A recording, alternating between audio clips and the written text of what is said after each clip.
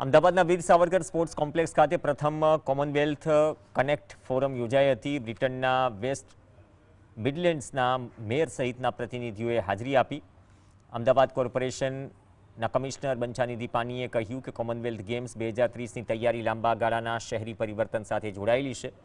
આ ઉપરાંત રમતગમત, ઇન્ફ્રાસ્ટ્રક્ચર, સસ્ટેનેબલ મોબિલિટી, નાગરિક સેવાઓની આધુનિકીકરણ અને વૈશ્વિક ભાગીદારી પર ધ્યાન કેન્દ્રિત કરવામાં આવ્યું છે।